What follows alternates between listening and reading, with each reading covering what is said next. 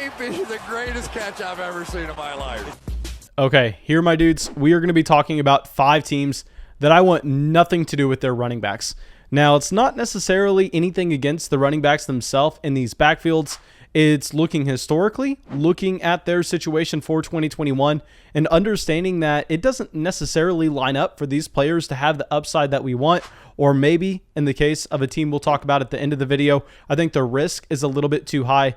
But as always, guys, feel free to go down to that comment section and let me have it. I mean, if you think that I say a piece of analysis that you don't agree with at all, if you think it's stupid, do not hesitate. Go down to the comment section and tell me I'm stupid. But don't stop there. You have to give me an explanation on why I'm dumb, because there are probably a lot of other people watching this same video that don't necessarily agree with me. They don't really have anywhere else to look for an explanation on why they should be targeting a running back in this backfield. So if you think a player like a Damien Harris that we're about to talk to is actually a value in dynasty drafts, go down there. Tell me in the comment section. Tell me why he's a value and tell me what I'm getting wrong about the situation. But before we get into it, also drop a like, subscribe to the channel. We've been growing at a rapid rate. And also what we've been growing rapidly is the support that we have had for the channel over there on Patreon. I mean, we are closing in on 400 members of the flock over there on Patreon. And I am just doing everything that I can for y'all over there. I mean, we have 3 to 4 additional podcasts that are coming out every single day where I talk about some of your dynasty rosters. Now, this is not a dynasty video, but we can also talk about some best ball rosters, talk about some high stakes redraft leagues where we are doing in-depth analysis on your team, making a podcast about the format, talking about the roster construction that I want, and then I'm uploading that for everybody to have access to on Patreon, because if you're playing in a league that's similar, if you're playing in a league that has about the same format, then those other podcasts are going to be very useful for you. But yeah, of course, go over there, support the show on Patreon. And let's dive into this video. Let's talk about the New England Patriots. We already brought up Damien Harris earlier in the video. And here with the Patriots, I know that a lot of people are going to be thinking that I am being dumb here, because this is a team that was 4th in the NFL in rushing yards last year. This is a team that also has a very good offensive line. So 2 things are adding up going, well, Mason, are we sure about this? Because if this team is going to be near the top of the league in rushing in 2021, wouldn't that mean you want a running back from this backfield? And I'm simply saying no. I know a lot of people want to focus on the fact that this team was a top 5 team in the NFL last year in rushing, but it's just like the Baltimore Ravens. I mean, you always hear that piece of analysis. Oh, the Baltimore Ravens are the run heaviest team in the NFL, yada, yada, yada. And then you go, well, who's their quarterback? Can we please acknowledge the fact that the quarterback position is making up a significant amount of those rushing attempts, a significant amount of those rushing yards, rushing touchdowns, and that's not necessarily going to be helping the running backs at all. I mean, here, if you take out Cam Newton's rushing yards from last season, that mark where they had over 2,300 rushing yards last year goes down to 1,700. And that is a massive, massive drop, puts them about in the middle of the pack in terms of rushing yards on the season, and actually a little bit further down that ladder. And that's fine. I mean, you can be a team that's in the middle of the NFL in rushing yards, rushing production, as long as you're in a situation where you're force feeding 1 or 2 guys. As long as you are just going to be giving 1 to 2 running backs in that backfield the significant amount of touches in that game, and they are going to be getting the valuable touches in the offense as well, then you can find fantasy production. But simply, that is not the case in New England. It has never been the case in New England. And you go through it, Damien Harris is a player that has gotten a significant amount of hype lately. I mean, I have to answer questions about Damien Harris every single day on Patreon, and I simply don't understand where the hype is coming from. And trust me, I was someone that was drafting Damien Harris in every single league last offseason. Last offseason, once you saw Sony Michel couldn't really handle anything at the NFL level, and you had Damien Harris as a running back coming out of Alabama profile to be someone that could play all 3 downs in the NFL. I understand that that's what the profile looked like coming out of Alabama, and that's why last year when he was going at the very end of fantasy drafts, I mean, somehow last year he actually had a cheaper price than he does now, which makes no sense at all to me because I was more excited last year than I am now. That's when I was buying into Damien Harris. But after his 2020 season, I want nothing to do with him because this is a running back that eventually landed the starting job in New England. And that's what we were hoping for. We were going, hey, best case scenario, Damien Harris lands that starting job. They use him as a 3-down running back on this team, and then he is someone that's a running back 2 in fantasy. Well, he got that starting job, and sadly, instead of using him as a 3-down player, they used him in the exact same role as Sony Michel. They went, you know what? Sony Michel can't handle this. Let's give it to Damien Harris. He's still not going to be getting usage in the receiving game, which is why we were investing into him last year, but he only averaged 0.7 targets a game. He averaged less than 1 target a game in 2020, which you simply can't be valuable in fantasy with. I mean, this is someone that averaged 69 total yards a game, and he was the running back 41 in points per game on the season. And yeah, blah, blah, blah. I know some people are going to be making the argument, but Mason, didn't he finish the year stronger than he started? Well, let's try to debunk that narrative, and how we are going to do that is let's look at the season. Let's divide it in halves and go, okay, so what was his first half of the season production? What was his second half of the season production?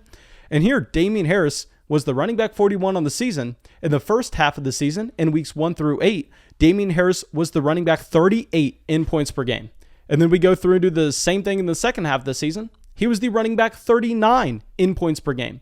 So literally, Damien Harris had the same role the entire year. He's being drafted as the running back 29 right now in fantasy drafts. He's going ahead of A.J. Dillon, Kenyon Drake, James Conner, Tony Pollard. I'd rather have all those players because we already saw best case scenario with Damien Harris. We already saw Damien Harris going in and what that role would look like. And simply, he's not getting any of the valuable touches in fantasy. He's a worse version of a Jamal Williams. Now, I will say there's one thing that can help Damien Harris this upcoming season, and that's if you have Mac Jones starting for the New England Patriots sooner rather than later. And I'm not sitting here trying to say that Mac Jones is a better quarterback than Cam Newton. I think that is very much up for debate, and I would have a hard time projecting on when they are going to make that switch. But why you would like Mac Jones starting in there instead of Cam Newton is rushing touchdowns. Now, a big problem with Damien Harris is if you're not getting any of the usage in the receiving game, what you have to have is you have to be LeGarrette Blount for the New England Patriots from so long ago. You have to be someone getting every single touch at the goal line that's going to be walking away with double-digit touchdowns because that's your only path to ever being a running back 2 in fantasy. And when Cam Newton is your quarterback, we know that Cam Newton is going to be taking those goal line opportunities. He's going to be vulturing them from the running back. And at the same time, he's not going to be looking to check the ball down that much. So if Mac Jones comes in, it can give a bump up to Damien Harris, but I wouldn't expect the usage in the receiving game to change at all.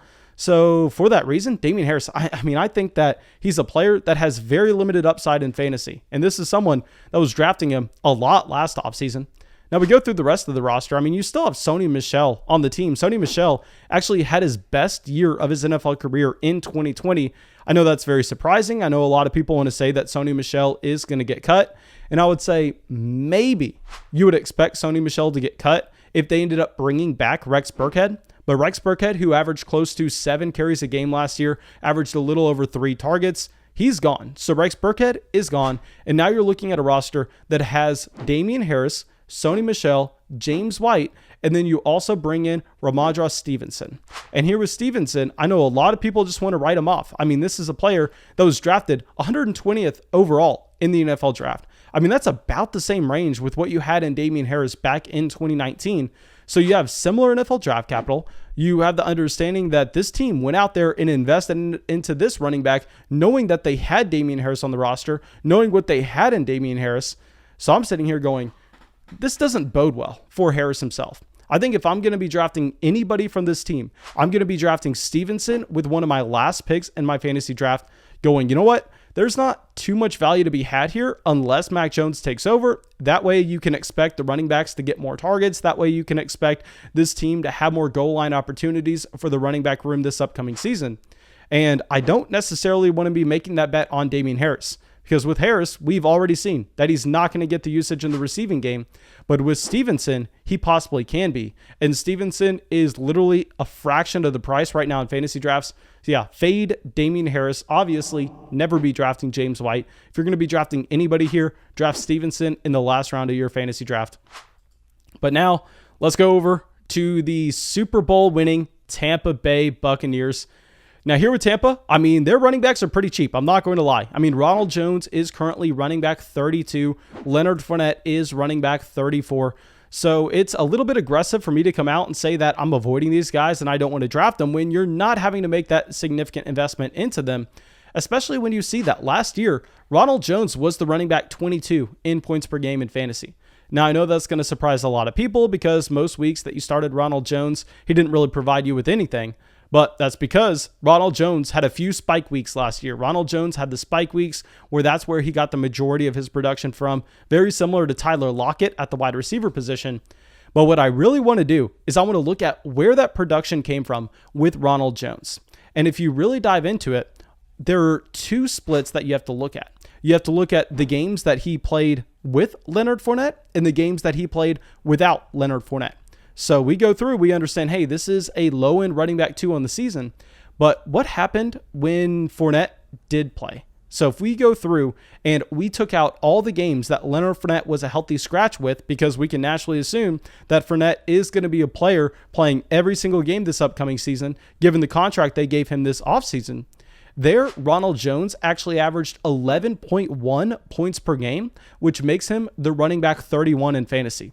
So this clearly shows that Ronald Jones, someone that is not startable when Leonard Fournette is playing.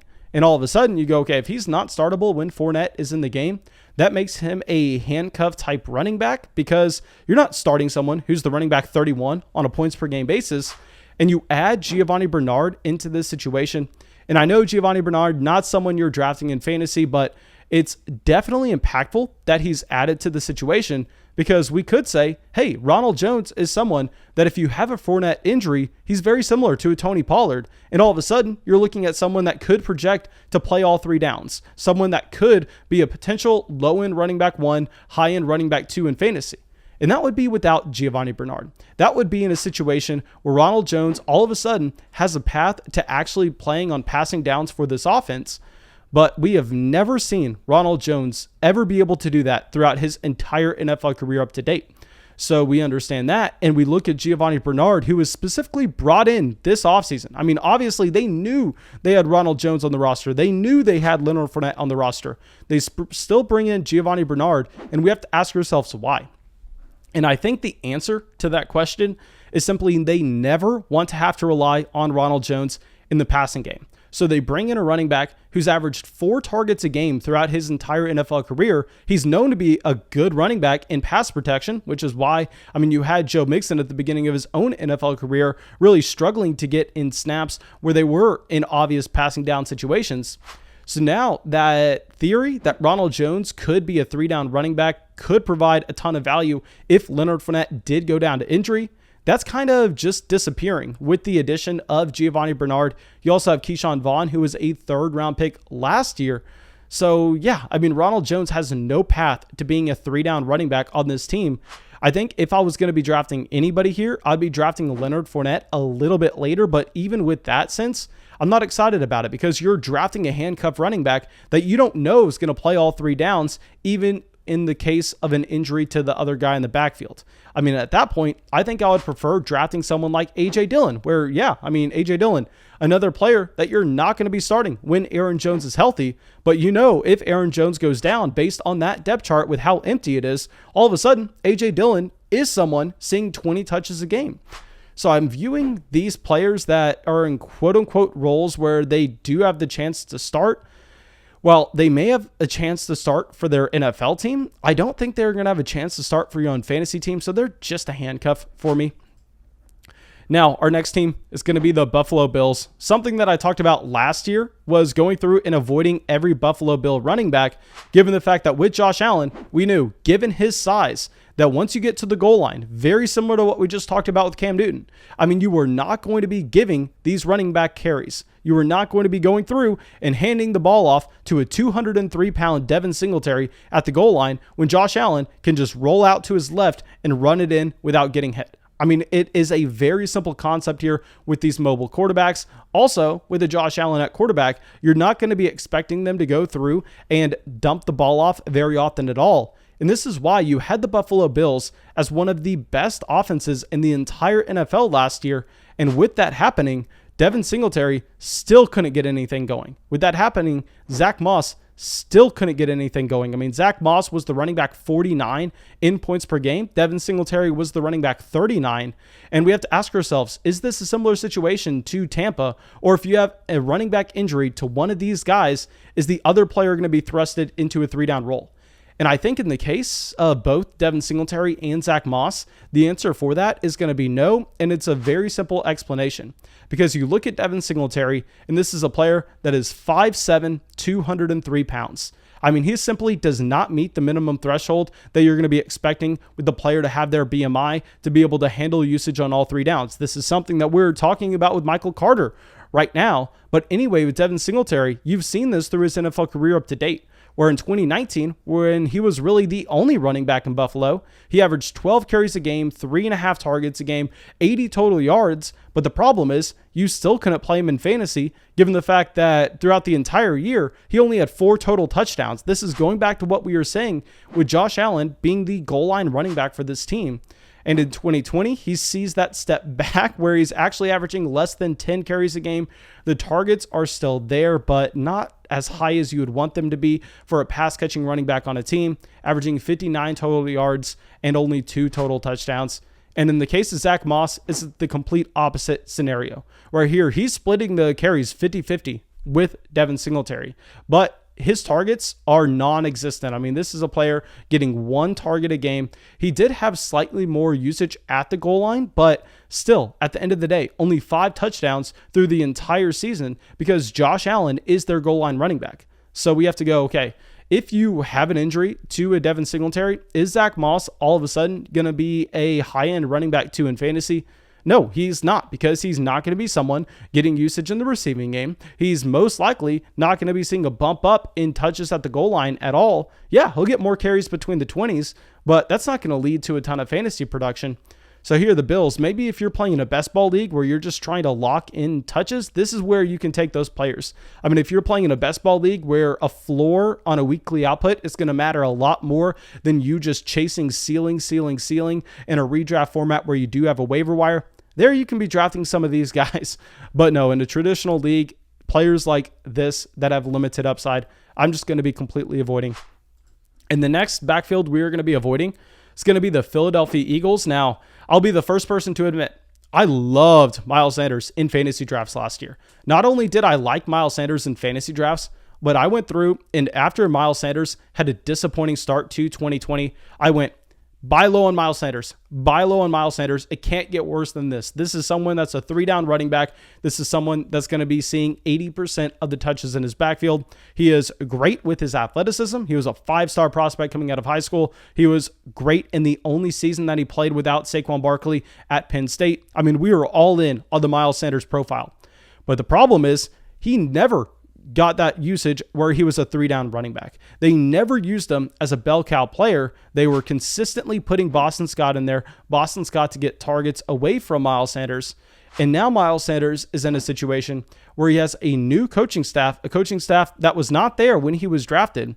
And you see that this team goes out of their way to add Kerryon Johnson, to add Kenneth Gainwell. Boston Scott still on the roster. So you're looking at Miles Sanders going, okay, we don't exactly know how to project these touches. And at the same time, with Jalen Hurts at quarterback, I am all in on Jalen Hurts. I think Jalen Hurts is going to be a very exciting player for fantasy because he's going to be someone that is getting goal line touches. He's that Josh Allen. He is that player that is going to be stealing the rushing touchdowns at the goal line.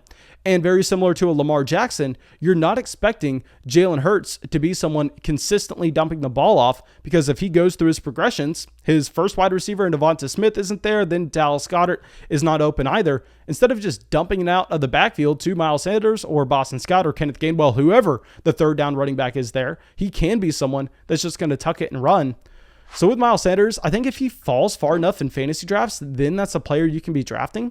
But right now, it's not necessarily the best situation. I know these rushing quarterbacks open up running lanes where you're going to be expecting a higher overall efficiency from the running backs, but the valuable touches are going to be dipping down on both their target spectrum as well as their usage at the goal line.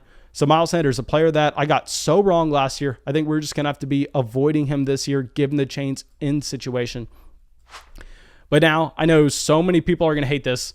Let's talk about the Miami Dolphins here. And with the Miami Dolphins, of course, we had to come out and we had to say Myles Gaskin was a massive winner this offseason. I mean, he dodges the bullet in free agency of an Aaron Jones coming over. He dodges the bullet in the NFL draft of the Miami Dolphins being able to get a Najee Harris, a Travis Etienne, or even a Javonte Williams. And all of a sudden, Myles Gaskin looks like he is going to be a top running back in fantasy, given the fact that there's not much competition in Miami. Well, I will say that there are a few things going against Myles Gaskin here. We have seen time and time again that these running backs that don't necessarily have the pedigree coming into the NFL, they can flash. They can be flashes in the pan. I mean, they're going to hit and then they are not going to stay that long, literally, unless your name is Arian Foster. Very rarely are you finding that player break out on the fantasy scene, go from an undrafted guy to all of a sudden returning value on being a top 4-round draft pick. And I can't get there with Myles Gaskin because this team adds a massive thorn in his side. This team goes out there and adds Malcolm Brown. And I understand Myles Gaskin, most likely a more talented running back than Malcolm Brown, and he should be getting drafted higher than Malcolm Brown. But the problem is we saw Brown in LA not only get usage in the receiving game, stealing that away from both Darrell Henderson and Cam Akers. And I think I would confidently say that both Cam Akers and Darrell Henderson are more talented running backs if you look at their pedigree, if you look at their college profiles, compared to what Myles Gaskin was coming into the NFL. So if Malcolm Brown stole usage in the receiving game from them, I think you have to be slightly worried about that same thing happening with Myles Gaskin. And also, Malcolm Brown, someone that took away touches at the goal line. So I know Myles Gaskin has some talent. I understand this is not too much against Gaskin. It's more so the profile of the running back. It's the fact that they go add someone in that is going to be just a nuisance, just going to be a parasite on the back of Malcolm Brown, soaking up his fantasy value. And also, you have PFF projecting the Miami Dolphins to be a bottom 5 ranked offensive line for this upcoming season. So really, this is not adding up for me for Myles Gaskin being worth a top 4 pick in fantasy. But yeah, like I said, guys, if you disagree with me on anything here, please go down to the comment section. Tell me what I'm getting wrong. Don't necessarily just say, Basin, you're stupid. Tell me why I am stupid. That way, other people in the comment section can come to their own conclusions based on every side of the argument. But yeah, thank you so much for supporting the channel, my dudes. Go down there, drop a like, subscribe to the channel. It helps us out so much. And I'll see y'all with the video tomorrow. Thank you to everybody supporting the show. We got some new members of the flock in Robert, Caden, Matt, Robbie, Dan, John, Ziggy, Blake, Oliver, and Devin. Thank you, my dudes.